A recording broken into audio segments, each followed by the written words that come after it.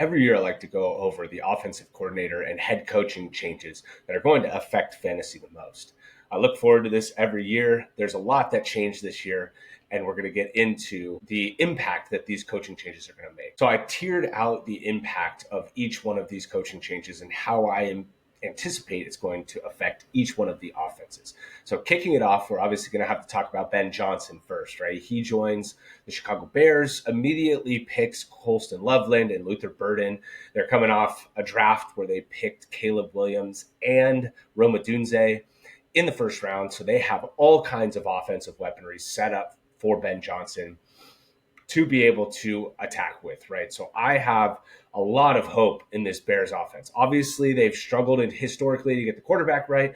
Obviously, they have not had a 4,000-yard passer, but I think that changes this year under Ben Johnson. I think Caleb's in for a huge step forward, and I think all of these weapons can be productive. Now, with there being so many of them, it is a little bit difficult to anticipate how involved all of them are going to be. I do think that rookie Luther Burden gets left behind a little bit more than the other three, but I do think that he can still have a role in the slot when they're not running two tight end sets. So I do think that Ben Johnson is going to be great for everybody. He brought Declan Doyle with him as the offensive coordinator, but Ben Johnson is going to be calling plays, and we saw what he can do in Detroit, right? I mean, he was calling plays. He was the offensive coordinator. He made that offense as good as it possibly could be, in my opinion. All kinds of trick plays, all kinds of creativity in the offense, and I think he brings that with him to the Bears. And I'm excited to see how he impacts his team, and it's a big opportunity for him his first year as a head coach. Now, moving on to the other guy I have in the S tier is Liam Coen, going to the Jaguars. So obviously this is a major move. He was Tampa Bay's offensive coordinator. He was great for Baker, obviously, but also great for the wide receivers. He brought Chris Godwin from the depths last year, right? I mean, he was, before he got hurt, top 5 in per game scoring amongst wide receivers. And so, that gives me a lot of hope for Brian Thomas Jr. and for Travis Hunter, who I do think is maybe a little bit undervalued at this point in the offseason, and people don't know exactly what to do with him. Now, I think the offense is going to be so concentrated in those two players, and I do think that Travis Hunter is going to be playing the slot role in Cohen's offense as much as he can handle, right? I mean, maybe he plays outside a little bit in two wide receiver sets, but if he does take over that Chris Godwin-esque role in the offense, I think it could be wheels up for him with Trevor Lawrence in the Jaguars offense. So I do have quite a bit of hope here that he can turn the offense overall around. Now, Trevor Lawrence is not my favorite player at all, but I do think as I continue to hype up Travis Hunter, as I continue to hype up Brian Thomas Jr., and now I'm talking about this coaching change making a major impact, I think I might have to start changing my tune on Trevor Lawrence slightly. I do like the hire here. I do think that he's going to bring a new level of energy. He's going to be calling the plays. He brought Grant Yadinsky with him as the offensive coordinator. Now, I do think he could be a good coordinator, but I do think Liam Coen, it's going to be ultimately his offense. So I'm not super concerned about who the offensive coordinator is under Liam Coen. Moving down to the A tier now, right? So only one coach in the A tier, and I put Kellen Moore here. And he's obviously going to be calling plays, but in terms of fantasy impact, I do think it's going to matter because we saw him with the Cowboys and then we saw him with the Eagles. He has been a successful offensive coordinator and he's been a successful play caller. So, they've pretty much everywhere he's gone, he's had a good offense under his supervision. And so now he gets this opportunity as a head coach, which I think is a big step for him. Overall, I think that the impact in terms of the Saints, the skill position players are kind of set up there, right? And I don't know how healthy Rashid Shaheed is going to be coming into the year, but that could kind of be 1 and 1A between him and Olave on the outside and then Kamara in the backfield. But I do expect that the offense overall will operate better than it did in the past because Kellen Moore has kind of proved that he can be successful. So I do have a lot of hope for the receivers. I do have a lot of hope for Alvin Kamara this year. I think I have Kamara ranked at like running back 13 or 12, so probably higher than consensus, and definitely higher than Matt. And overall, I think Tyler Shuck, right? He went out. He was part of drafting Tyler Shuck in the second round. I do expect him to be the starter this year. So I think, we'll see what Kellen Moore can do as a head coach, but I think the offensive system will be in place for these guys to succeed. This is probably going to be one of my picks for the worst offense or a bottom five offense that we start burying all of the skill position players. And it's like, oh, wait a second. This isn't as bad as we thought, right? Tennessee comes to mind when they had Calvin Ridley and Tony Pollard, their first years there. And then even 2 years ago when Baker was getting set up as the starting quarterback for Tampa Bay, like we were kind of starting to bury Evans and Godwin. And it was like, I don't know about that. Like we should probably still be betting on the talent of the playmakers here. So, I think that could be kind of the call with the Saints here, that both receivers and the running back can be productive in this offense. Moving down to the B tier now, we're going to start with the Raiders' new coaching duo. We got Pete Carroll as the head coach and Chip Kelly as the offensive coordinator. Chip Kelly has not been in the NFL for a long time now, since 2017, I think, or 16, when he got fired after 1 year by the 49ers.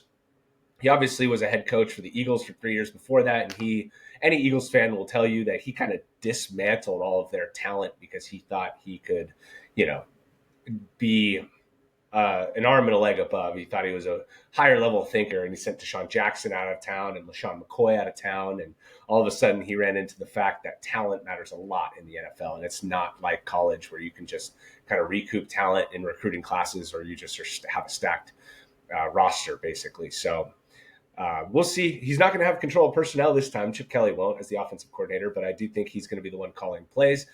And so that should be interesting, right? I mean, he's already they pick Ashton Jeanty 6th overall, and he's already getting him to change his stance, which obviously Jeanty has that iconic upright stance.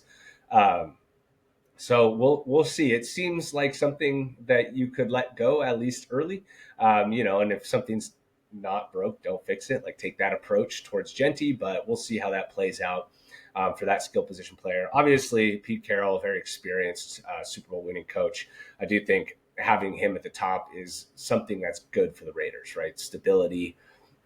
He's proven that he can win. He's proven he can build a defense. So I do think Pete Carroll is very good on top. I just have my reservations about Chip Kelly. Now, the personnel they brought in, though, they signed Geno as the quarterback, which obviously is a huge upgrade. And then they go out and draft Jack Besh as their outside wide receiver, right? I mean, they're still going to have Jacoby as an outside and slot type of player, right? He can kind of move around, and Bowers as the tight end. So, the weapons are there. The quarterback is way better. So I do think that there's an opportunity here for everybody to take a step forward in this offense. And Ashton Jeanty is going to be a very early pick. I would guess that he's going to be picked in the top 15 of almost every draft, especially 10-team, even Superflex. I think top 15, top 20 is going to be where Jeanty ends up landing, somewhere in the top 5 running backs. Moving on now to the Patriots. So we got a new duo for the Patriots as well. We got Vrabel as the head coach, and we've got Josh McDaniels as the offensive coordinator.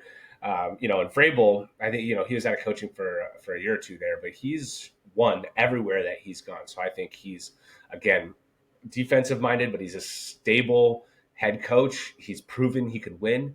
And having Josh McDaniels with some familiarity with New England, obviously, he's been great as their offensive coordinator. They brought in Trevion Henderson. They brought in Kyle Williams, so they're getting some offensive weaponry. And then they also shored up the offensive line with Will Campbell in the first round. I really like what they did in the draft to help this new regime out on offense. So I do think that the Patriots are going to be much better on offense. Drake May is going to take a step forward, full year, full offseason.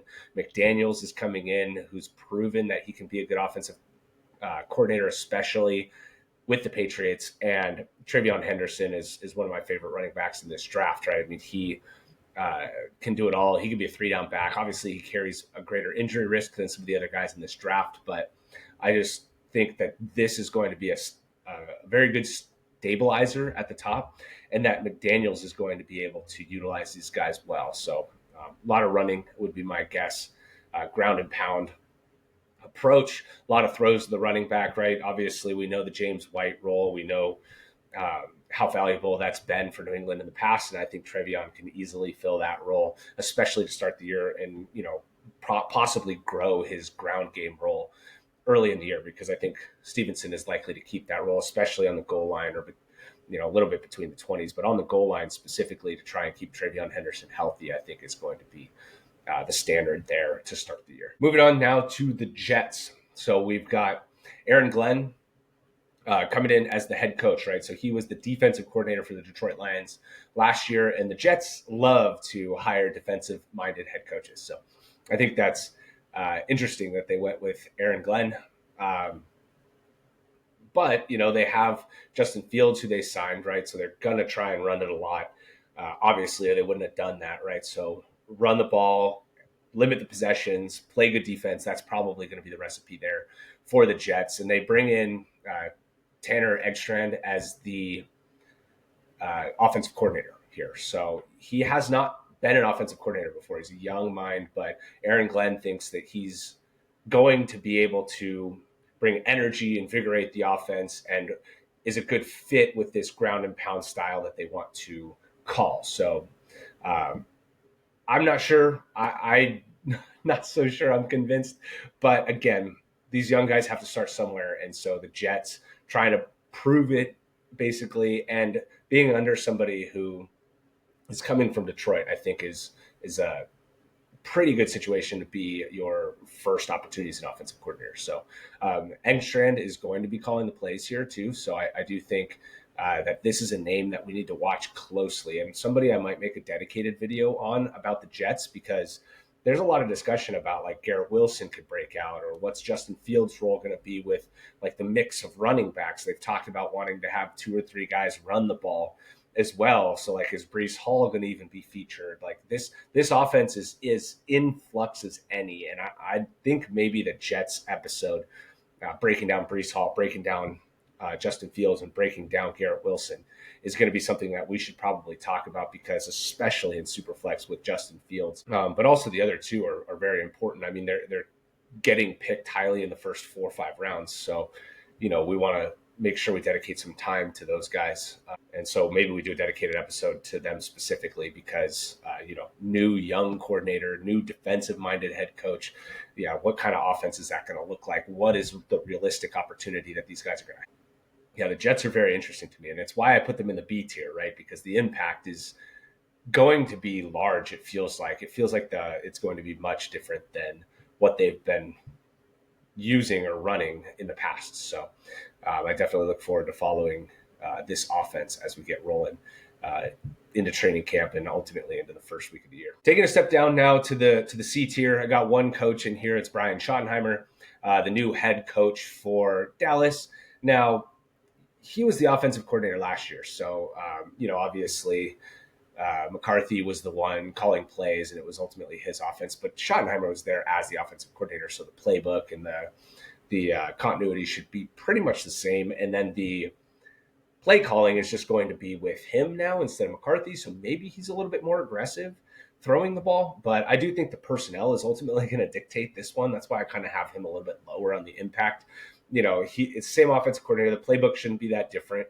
They bring in Pickens, and they have no running game. So it's going to be a lot of passing. Dak throwing it to Pickens and CD and Ferguson. That's a pretty good trio.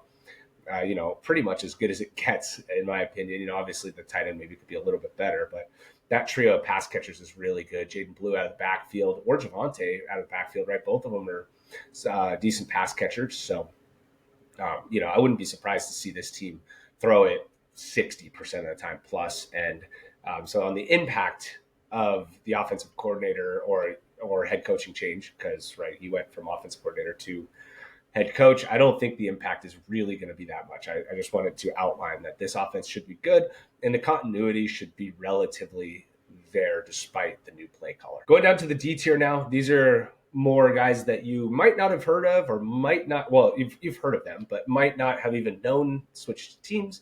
But the first guy we're talking about here is the guy in Seattle, is Klint Kubiak. He was an offensive coordinator last year, so he's stepping into Seattle now. This is going to be the third offensive coordinator in 3 years for Seattle. So, but the impact in terms of the players on the team, they're all new players except for JSN. So, well, I guess the running backs too, Walker and Charbonnet. But new quarterback, Sam Darnold. New number 2, Cooper Kupp.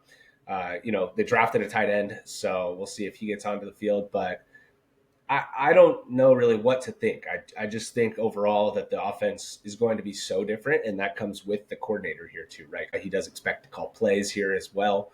So I have some decent hope for Darnold, and new coordinator with a new quarterback is the exact time to make the switch, in my opinion, especially after kind of rifling through a couple of them. So hopefully Darnold and Kubiak get through this year together and can kind of get some continuity at both spots over the next couple of years. Moving on now to Ben Johnson's replacement, right, in Detroit is John Morton. This one could be a major impact, right? Because the offense is so good. So I can't imagine that this is just going to crumble the offense. But there's a lot of dynamics that could be changing because they have obviously the David Montgomery and Jahmyr Gibbs backfield, right? So is the new offensive coordinator going to actually start Gibbs? Is Gibbs going to start be handling 60-70% of the touches, right? And David Montgomery gets 40 to 30 to 40%, right? Is there going to be some sort of shift in terms of workload there? With Ben Johnson, we were like very confident that wasn't going to be the case. Now, do I think that's likely? No, I don't. I think the roles are probably going to be the same. They've been so effective. Both of them get plenty of work, plenty of production, and they're looking to play 22 games, right? It's not like they're just looking to get into the playoffs, right? They're looking to make a deep run. So part of trying to split it up 50-50 or 40-60 is going towards keeping them both healthy and keeping their workloads maintained so that they have some longevity into the season and that they can continue to be this dynamic duo even past this year. So the other element, though, is Amon-Ra St. Brown, right? He was heavily targeted earlier in his career, and then last year he really wasn't targeted that much. His fantasy value was saved these last 2 years by the touchdowns. He scored double-digit touchdowns in both years, heavily used in the red zone. And he finishes wide receiver 3 both years. But if he's not going to be getting that huge red zone share, or if the maybe he gets a little more volume, but the touchdowns go down to 5 or 6 because JMO takes a couple more and then the offense just isn't quite as good, we could be looking at some volatility at the top of the depth chart at wide receiver here. The other element, right, is they obviously have Jameson Williams, who finished as wide receiver 19 last year, and I think he could finish in the top 20. The offense is really good. Goff throws for a ton of yards and doesn't really run it. So, a lot of the production from Goff is going to come through the air, which helps JMO. But they also did draft Tesla too. So I don't know if that's a sign of like they're going to look to move on from JMO, or they're not going to re-sign JMO, or if he's actually going to be playing a lot as the third option. But any sort of Khalif Raymond, Josh Reynolds type of role in this offense that could possibly go to somebody more talented and could grow their role over the season is also a little bit concerning because there was that production for those guys there the last couple of years. And so this new coordinator could be looking to, use the new shiny toy that they got in the third round. And so that's something I think that's an underrated part of what we might be looking at from this offense. Obviously, Sam Laporta is still there too, very productive over the second half of the year. He got off to a slow start. Without so much creativity in the offense, I'm a little bit afraid that his per touch production goes down a little bit because he was obviously awesome on a per touch basis, but he didn't start getting 6-7 opportunities until later in the year. And if he's not going to, we just talked about the running backs, we just talked about how they added another talented receiver on top of the 2 awesome players they already have. So if the piece of the pie for the tight ends is going to shrink down even more, I don't know that Laporta is going to be all that valuable in terms of volume this year. And that concerns me. Obviously, he could pop off for a lot of touchdowns, but you might see Laporta in the top 4 or 5 of tight ends. And I could see him finishing there, but in terms of the difference between him at 4 or 5 and who you can get at 10, maybe Colston Loveland, like I talked about earlier with Ben Johnson, right? Or, even Tyler Warren goes late, Travis Kelce goes late, Jonnu Smith is going outside the top 10. There's just a lot of tight ends that once you get away from Bowers and McBride and even Kittle, it kind of turns into like a little bit murky. And I don't know that I want to be using the top 5, 6, 7 even pick on Laporta when I'm also additionally unsure about the changes in the offense, the new offensive coordinator. And so he's the main one I think that gets affected by this change is I'm kind of turning him into an avoid at his ADP. All right, a lot of discussion on Detroit there for putting him in the D tier, but so maybe I should have moved him up a little bit and maybe to C, maybe even to A. I don't know. That situation feels like the impact is a lot, but even though the impact might be negative, so that was kind of what I was thinking when I put him in the D tier. Now we got four guys in the F tier, guys that I'm again not entirely sure that you no, the first being Nick Caley. So he's coming in for Houston to be their offensive coordinator, and they've obviously had some struggles on offense. They uh, were not that good last year, so I'm very glad that they made a change. And Ryan speaks very highly of Caley. This is his first opportunity as an offensive coordinator, and I do think that there is some opportunity here, right, to try to be more creative with CJ Stroud and really help the offensive line. So that's his main task is trying to set up the offensive line to be more successful and get Stroud more time to throw, because they obviously brought in more weapons. They use their second and third round picks on receivers and their sixth round pick on a running back. So ideally they will have some more weaponry, but that's not going to matter if CJ Stroud has less than 3 seconds to throw on average. So that's Caley's number one uh, change that he has to make, is figure out how to get the offensive line working better. Now, did they set him up for success by trading away Laramie Tunsil, who was definitely their best lineman? I don't know. So we'll see what he can do with the personnel that he has there.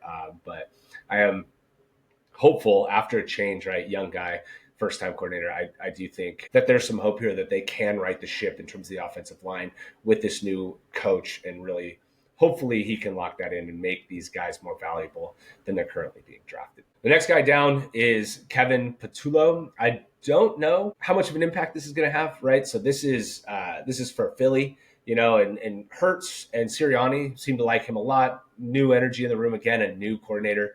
But Sirianni is still the guy here, and the personnel is all still the same. I just don't think this is going to have that big of an impact.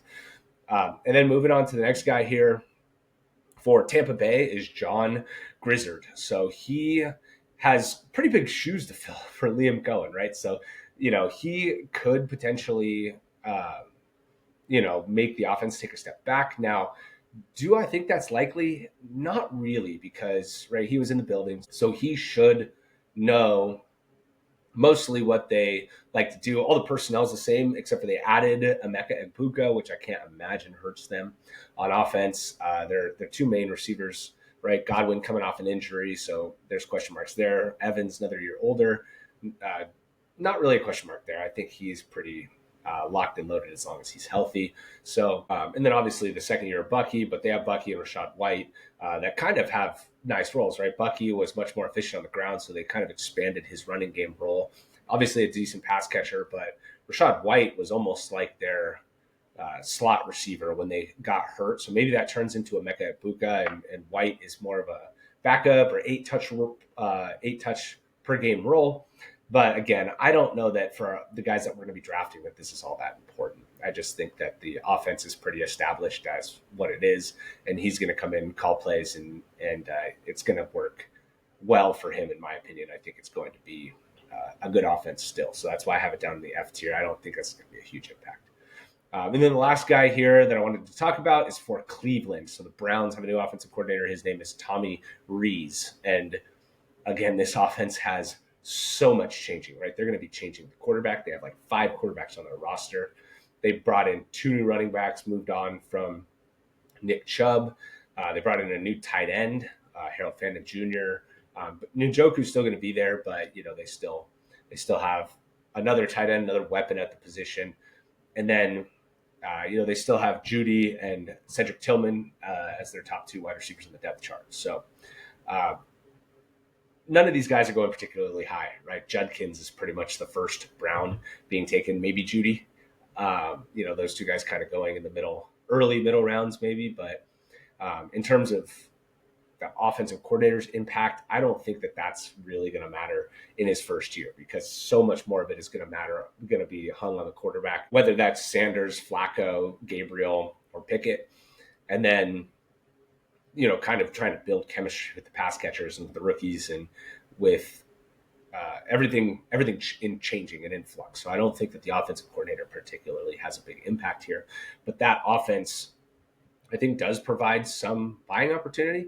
Again, if it's Sanders or if it's Gabriel and or especially if it's Flacco, I think that, they could potentially be getting drafted at bargains at this point in the offseason, because if this offense looks better than we expect, it's another one like the Jets where maybe they step forward, right? We're expecting them to be bad, but they end up being middle of the pack, and all of the offensive skill players that we would expect, Njoku, Judkins, Judy, are getting taken at an extreme discount right now, because if it is a functional offense and they are able to move the ball successfully, those guys are going to be producing. So we'll see on that. I do like Judy a bit more than Matt, so we can maybe talk about Judy as well. But um, overall, I know he likes Judkins a lot too. So overall, I think this offense could be undervalued on draft day. All right, you guys, thank you so much for listening. That was a lot on the coaches. I do think that there's opportunity to kind of dive deeper into some of these guys in coming episodes. But now that we got the baseline set out, got all these guys' names out there for you guys, we can start to dive deeper when we do talk about the players that they're going to be coaching. And I look forward to that as well. Thank you guys so much for watching.